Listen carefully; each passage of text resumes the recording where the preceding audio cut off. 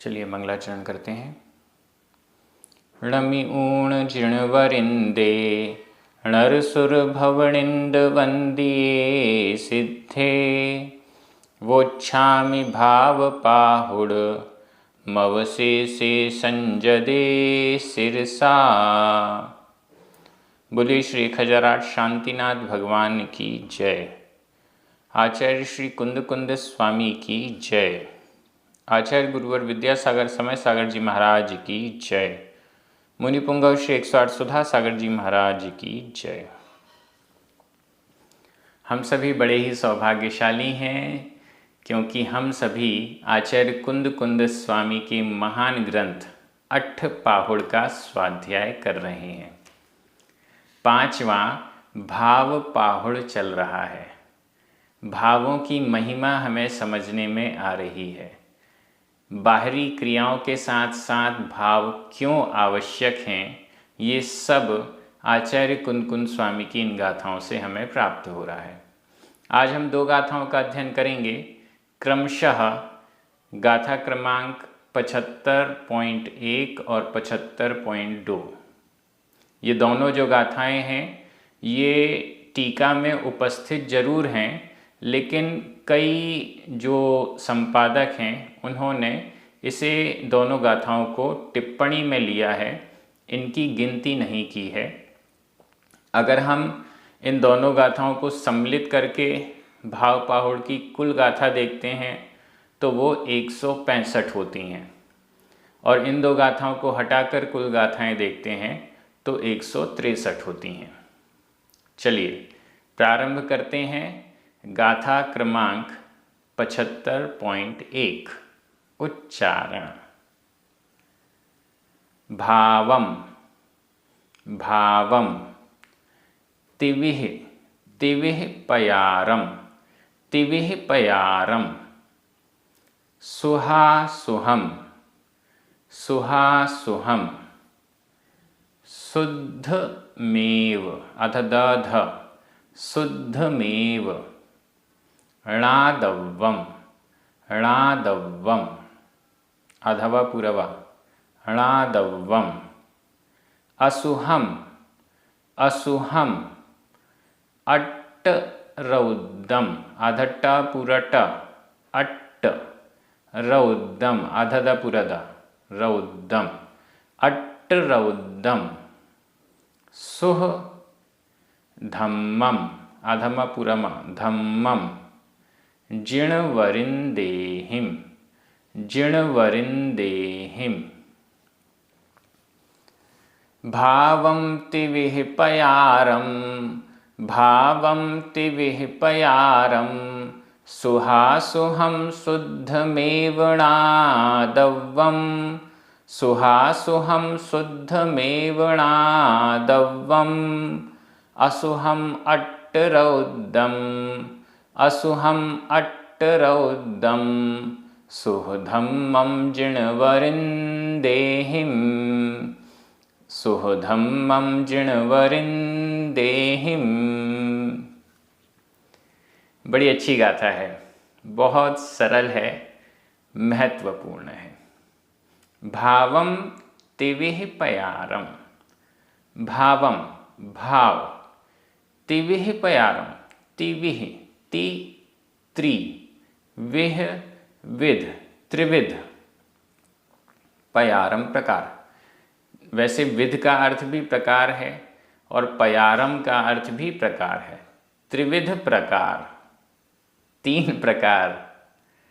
भाव 3 प्रकार के होते हैं। भाव 3 प्रकार के होते हैं। भावलिंग अलग है और भाव अलग है।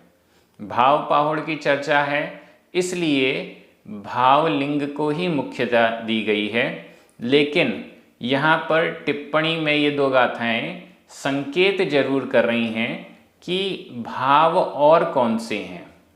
इन्हें हम उपयोग भी कहते हैं। यहाँ भाव शब्द दिया है, अन्य ग्रंथों में उपयोग शब्द दिया जाता है। वो उपयोग भी 3 प्रकार के होते हैं, भाव भी यहाँ 3 प्रकार के हैं। कौन से भेद हैं उनके? सुहा सुहम संधि विच्छेद कर लीजिए। सुह ह में छोटा आ, असुहम छोटा आ, ये दो छोटे आ मिलकर बड़ा आ हो गया। सुह प्लस असुहम सुहासुहम। सुह शुभ, असुहम अशुभ। शुभ भाव और असुहम अशुभ भाव। शुद्धमेव, तीसरा कौन सा है? शुद्धमेव, यहाँ भी संधि विच्छेद कर लें। शुद्धम आधा म, एव ए आधा माँ और ए की मात्रा मिलकर माँ में एक ही मात्रा हो गई। शुद्धम एव और शुद्ध एव ही। शुभ भाव, अशुभ भाव और शुद्ध भाव ही, ये तीन प्रकार का भावम भाव णादव्वम जानना चाहिए। णादव्वम जानना चाहिए। णादव्वम यह विधि कृदंत का प्रयोग है। विधि कृदंत में 4 प्रत्ययों का 5 प्रत्ययों का मुख्य रूप से प्रयोग होता है। अव्व, तव्व, दव्व, यव्व और णीय। इसके अलावा भी प्रत्ययों का प्रयोग होता है। यहाँ पर दव्व प्रत्यय का प्रयोग हुआ। णादव्वम जानना चाहिए। क्या जानना चाहिए? भावम णादव्वम, भाव को जानना चाहिए। कैसे भाव को? तिविह पयारम, 3 विध, 3 प्रकार के।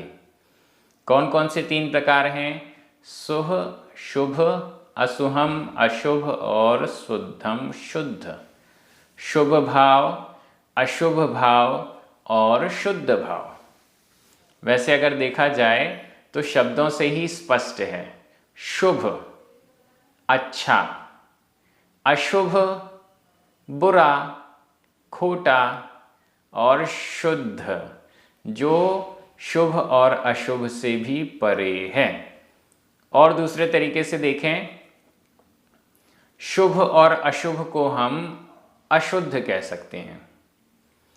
शुभ और अशुभ दोनों को ही हम अशुद्ध भाव कह सकते हैं और शुद्ध भाव शुद्ध भाव है। ऐसा भी हम भेद कर सकते हैं। 2 प्रकार के भाव हैं, एक शुद्ध भाव, एक अशुद्ध भाव। इनका आगे स्वरूप भी मिलने वाला है। एक है शुद्ध भाव, एक है अशुद्ध भाव। अशुद्ध भाव 2 प्रकार का है, शुभ भाव और अशुभ भाव। ऐसे करके ये 3 प्रकार के भाव हैं। इनका क्या स्वरूप है, कैसे ये भाव होते हैं, इसी को हम उपयोग में ले जाएं। उपयोग भी 3 प्रकार के हैं, शुभ उपयोग, अशुभ उपयोग और शुद्ध उपयोग। आचार्य कुंद स्वामी ने ही अन्य ग्रंथों में, प्रवचन सार आदि में, पंचास्तिकाय में और भी अन्य ग्रंथों में, अट्ठपाहुल में भी इन तीनों उपयोग की चर्चा की है। शुभोपयोग, अशुभोपयोग और शुद्धोपयोग, वहाँ भी ये चर्चा आई है। ये दोनों गाथाएं महत्वपूर्ण हैं और इसमें जो आपको व्याख्या मिलेगी वो भी सारभूत ही मिलेगी। असुहम अट्ट रौद्रम, असुहम अशुभ, अशुभ भाव। अशुभ भाव क्या है? अट्ट आर्त ध्यान, आर्त ध्यान। रौद्रम रौद्र ध्यान। आर्त ध्यान और रौद्र ध्यान, ये दोनों ध्यान असुहम अशुभ भाव है, अशुभ उपयोग है या अशुभ भाव है। आर्त ध्यान और रौद्र ध्यान 4 प्रकार के ध्यान हैं। आर्त ध्यान, रौद्र ध्यान, धर्म्य ध्यान और शुक्ल ध्यान। इसमें से आर्त ध्यान और रौद्र ध्यान को अशुभ भाव कहा गया है। आगे सुह धम्मम, धर्म ध्यान को शुभ भाव और शुक्ल ध्यान, वैसे शुक्ल ध्यान शब्द आया नहीं है लेकिन शुक्ल ध्यान शुद्ध भाव हो जाएगा, ऐसा हम समझ सकते हैं। धर्म ध्यान को भी हम शुद्ध भाव में ला सकते हैं, लेकिन वो एकदम वीत राग दशा उसमें होनी चाहिए। आगे जब गाथा आएगी तो उसमें शुद्ध भाव की भी चर्चा है। यहाँ एकदम स्पष्ट कह रहे हैं, आर्त ध्यान और रौद्र ध्यान ये अशुभ भाव है। आर्त ध्यान और रौद्र ध्यान ये अशुभ भाव है। अगर हम इसमें सैद्धांतिक दृष्टि से बात करें, अशुभ भाव पहले दूसरे तीसरे गुण स्थान वाला। आचार्य कुनकुन स्वामी या अन्य मूल ग्रंथकर्ताओं ने गुण स्थान की चर्चा इन उपयोगों के साथ की नहीं है, लेकिन कुछ टीका ग्रंथों में वहाँ पर ये प्रकरण मिलता है। जैसे प्रवचन सार जी की टीका में ये प्रकरण मिलता है, बृहद्रव संग्रह की टीका में मिलता है, और एक आध जगह और 3 जगह यह गुणस्थान वाला विवेचन मिलता है। अशुभ भाव कहाँ तक है, किस गुण स्थान तक है? पहले से लेके तीसरे तक। पहले गुण स्थान से लेके तीसरे गुण स्थान तक घटता हुआ अशुभोपयोग है। पहले गुण स्थान में ज़्यादा, दूसरे में कम, तीसरे में कम, इस टाइप से घटता हुआ अशुभोपयोग है। चौथे गुण स्थान से 7वें गुण स्थान तक बढ़ता हुआ शुभोपयोग है, और 7वें गुण स्थान से ही लेकर आगे तक फिर शुद्धोपयोग है। कुछ आचार्य 10वें गुण स्थान तक शुभोपयोग मानते हैं और 11वें से शुद्धोपयोग मानते हैं या शुद्ध भाव मानते हैं। कुछ आचार्य 7वें से ही मानते हैं। ऐसा जो भी मत है तो अपन 7वें से ही स्टार्ट कर लें। 7वें गुण स्थान से शुद्ध भाव की स्टार्टिंग हो जाती है, फिर आगे तक चलती है। कहाँ तक चलती है? जब तक सर्वज्ञ नहीं होते तब तक ये वर्णन आता है उपयोग वाला। तो यहाँ पर अट्ट रौद्रम, हालांकि आर्त ध्यान और रौद्र ध्यान, इसमें से रौद्र ध्यान तो पहले दूसरे तीसरे में ही होगा, लेकिन आर्त ध्यान ये ऊपर के गुण स्थानों में भी चला जाता है। तो इसको हम राजमार्ग नहीं कहेंगे, ये तो कभी कभार वाली स्थिति होती है, अधिकांश रूप से ऐसा नहीं होता है। असुहम, अशुभ भाव, अट्ट रौद्रम, आर्त ध्यान और रौद्र ध्यान। आर्त ध्यान क्या होता है, रौद्र ध्यान क्या होता है, ये समझ लीजिए। आर्त ध्यान, आर्त का मतलब है दुख, पीड़ा, कष्ट। कष्ट के समय में जो हमें ध्यान होता है, ध्यान का मतलब जो हमारा चिंतन है, विचार है, भाव हैं, वो आर्त ध्यान कहलाता है। मुझे बड़ी पीड़ा हो रही है, बड़ा कष्ट हो रहा है, मेरे पैर में लग गई, मेरे हाथ में लग गई, बुखार है, मेरा पुत्र बीमार है, ये हो गया, वो हो गया, 50 चीज़ें, चिंताएं, व्यापार कैसे चलेगा, ये कार्य कैसे होगा, वो कार्य कैसे होगा, मेरा प्रिय मुझसे दूर हो गया, सैकड़ों, हजारों, लाखों, करोड़ों चिंताएं हैं। ये सब आर्त ध्यान है। 4 प्रकार के आर्त ध्यान हैं। सबसे पहला इष्ट वियोगज, इष्ट का वियोग हो जाने से। हमारी कोई इष्ट वस्तु है, अच्छी वस्तु है, प्रिय वस्तु है, उस इष्ट वस्तु का वियोग हो गया। मेरी एक बहुत अच्छी पेंसिल है, उससे मैं लिखता हूँ, एक बहुत अच्छी पुस्तक है, उससे मेरा अध्ययन होता है, लेकिन वो पता नहीं कहाँ गुम हो गई है, मिल नहीं रही है, मैं बहुत दिनों से ढूंढ रहा हूँ, नहीं मिल रही है। इष्ट वियोगज, इष्ट वियोग से मेरा मित्र है, वो दूर चला गया, मेरे घर में किसी की डेथ हो गई, घर में अपनी बेटी की शादी हो गई, जो इष्ट था उसका वियोग हो गया। अब इस इष्ट के वियोग के कारण जो कष्ट उत्पन्न हो रहा है, उसमें जो हमारा विचार चल रहा है, जो चिंताएं चल रही हैं, वो इष्ट वियोगज आर्त ध्यान कहलाता है। दूसरा अनिष्ट संयोगज, अनिष्ट वस्तु का संयोग हो गया। अनिष्ट वस्तु जो हमारा शत्रु है वो ही मेरे पास आ गया, मुझे जिसके पास नहीं बैठना था वो ही मेरे बगल में बैठ गया, ट्रेन में, प्लेन में, कहीं भी। जो अच्छा आना चाहिए था, अच्छे की जगह बुरा हमारे घर में आ गया है। कोई कलह करने वाला व्यक्ति हमारे परिवार में आ गया है। अनिष्ट, और भी अनिष्ट चीज़ें होती हैं। अनिष्ट का संयोग हो जाने के कारण जो पीड़ा हो रही है, कष्ट हो रहा है, उसके बारे में चिंतन मनन हो रहा है, वो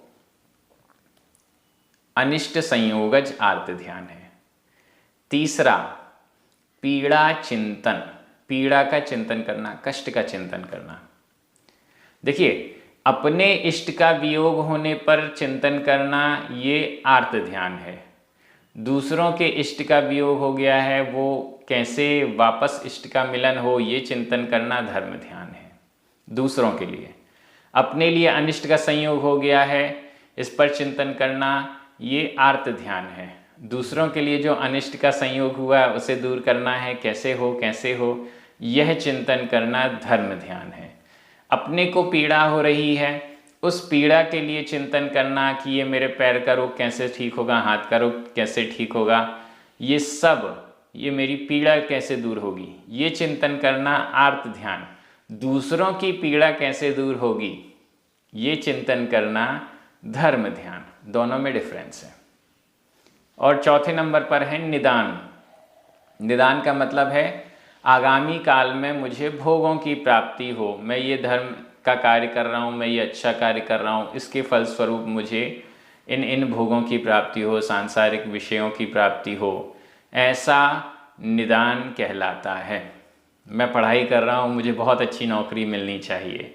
मैं स्वाध्याय कर रहा हूँ, मुझे स्वर्ग मिलना चाहिए। मैं तपस्या कर रहा हूँ, मुझे स्वर्ग में बड़ा पद मिलना चाहिए, मिले, ऐसा निदान किया जाता है। निदान भी आर्त ध्यान है और इसका भोगने के बाद दुर्गति ही होती है, इसलिए निदान नहीं करना चाहिए।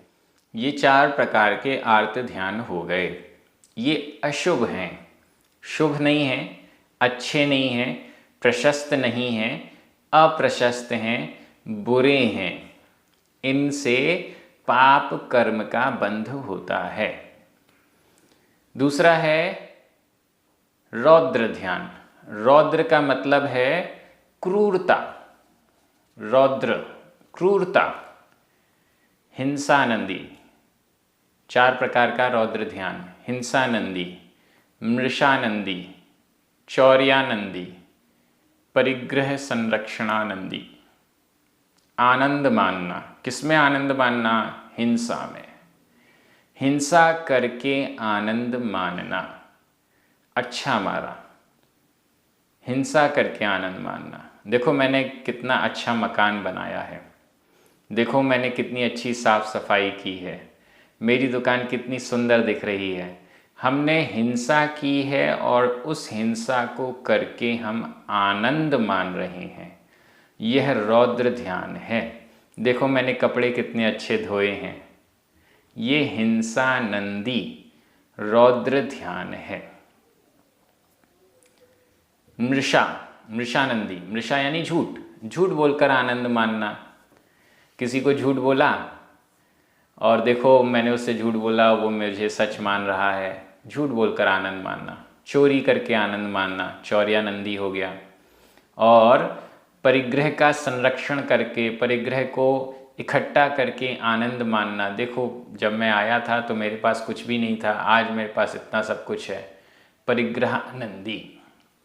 ये 4 प्रकार के रौद्र ध्यान हैं।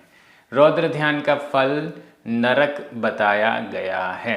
ये भी अशुभ है, अप्रशस्त है। आर्त ध्यान और रौद्र ध्यान से बचने का प्रयास करना चाहिए।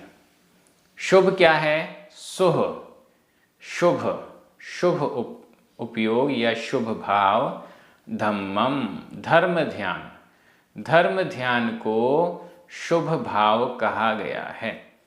धर्म ध्यान भी 4 प्रकार का है, कहीं पर 10 प्रकार का बताया गया। अनेक प्रकार से धर्म ध्यान किया जा सकता है और लगभग अपने स्वाध्याय में धर्म ध्यान ही हो रहा है। धर्म ध्यान की बहुत सारे अनेक अनेक प्रकार हो सकते हैं, उन सब पे भी बीच बीच में चर्चाएं आती रहती हैं। ये धर्म ध्यान शुभ भाव है, शुभ उपयोग है और पुण्य का कारण समझना चाहिए। जिण वरिंदेहिम, ऐसा किसने कहा है, किसके द्वारा कहा गया? जिण वर, संधि विच्छेद कर लें यहाँ, जिण वर, रा में छोटा आ, इंदेहिम, ई, आ और ई मिलकर आ का लोप हो गया, ई शेष रह गया। जिणवर इंदेहिम, जिणवरिंदेहिम, जिनवरों के जो इंद यानी इंद्र हैं, जिनवरों के इंद्रों के द्वारा, जिनवरों के स्वामियों के द्वारा यह सब कहा गया है। गाथा बहुत अच्छी है व्याकरण की दृष्टि से। भावम तिविह पयारम सुहासुहम शुद्धम णादव्यम असुहम अटरौदम सुह धम्मम, ये सब प्रथमा विभक्ति के एक वचन है। सुह में नीचे विभक्ति नहीं लगी है, जीरो विभक्ति है, लेकिन ये सभी प्रथमा विभक्ति के एक वचन हैं। इसमें णादव्यम यह विधि कृदंत का प्रयोग है। एव अव्यय है। जिणवरिंदेहिम तृतीया विभक्ति का बहुवचन है। मैं एक बार हिंदी अर्थ कर रहा हूं, आपकी नज़र प्राकृत शब्दों पर जानी चाहिए। भाव तीन प्रकार वाला शुभ, अशुभ और शुद्ध ही जानना चाहिए।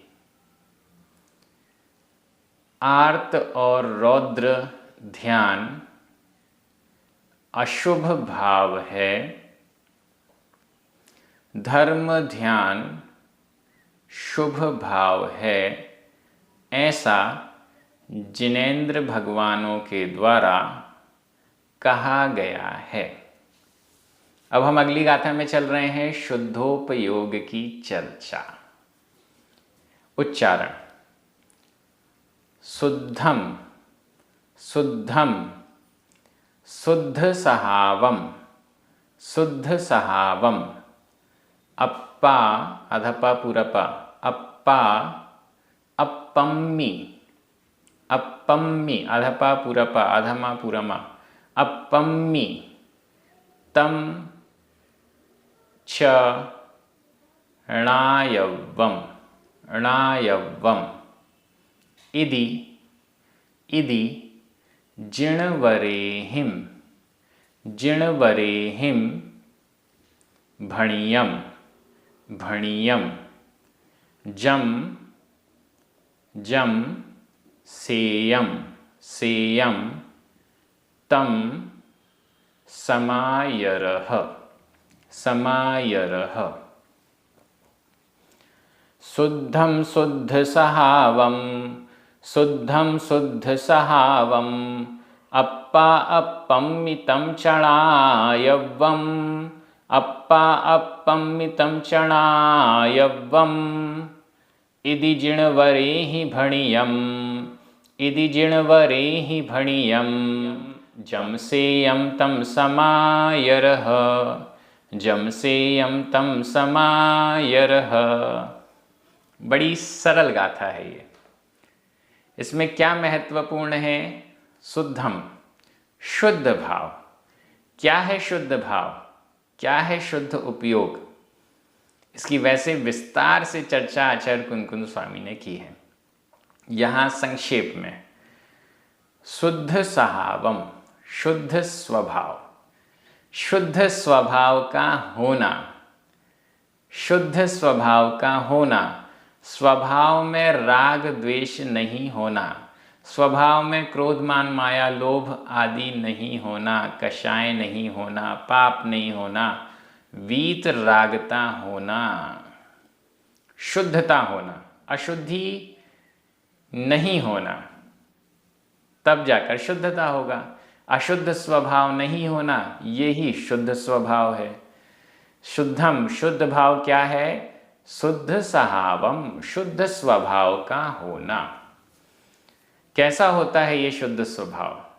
अप्पा आत्मा, अपम्मी, आत्म में ही, आत्मा आत्मा के शुद्ध स्वभावम, शुद्ध स्वभाव में ही जब रहती है, तम च णायव्वम, तम यानी उसको, च और उसको, णायव्वम जानना चाहिए, शुद्धम णायव्वम उसको शुद्ध जानना चाहिए। जब अप्पा आत्मा, अपम्मी आत्मा में होता है, तम उसको, तम उस शुद्ध स्वभावम शुद्ध स्वभाव को, शुद्धम शुद्ध भाव, णायव्वम जानना चाहिए। आत्मा जब आत्मा में ही डूबी रहती है, आत्मा जब अपने शुद्ध आत्म स्वरूप में डूबी रहती है, तब वह शुद्धम शुद्ध उपयोग या शुद्ध भाव कहलाता है। आत्मा अपने शुद्ध स्वभाव में डूबी रहती है, आत्मा अपने अशुद्ध स्वभाव में डूबी रहेगी तो शुद्ध उपयोग नहीं है। आत्मा अपने अशुद्ध स्वभाव में डूबेगी तो शुद्धोपयोग नहीं है। आत्मा जब हम स्वयं अपने शुद्ध स्वरूप में डूबेंगे तब शुद्धोपयोग है। जब मैं क्रोध करता हूँ, जब मैं मान माया लोभ कर रहा हूँ, राग द्वेष कर रहा हूँ, उस समय भी हम अपने आत्म स्वरूप में डूबे हुए हैं, अपने को ही देख रहे हैं, गुस्सा आ रहा है बड़ा तेज।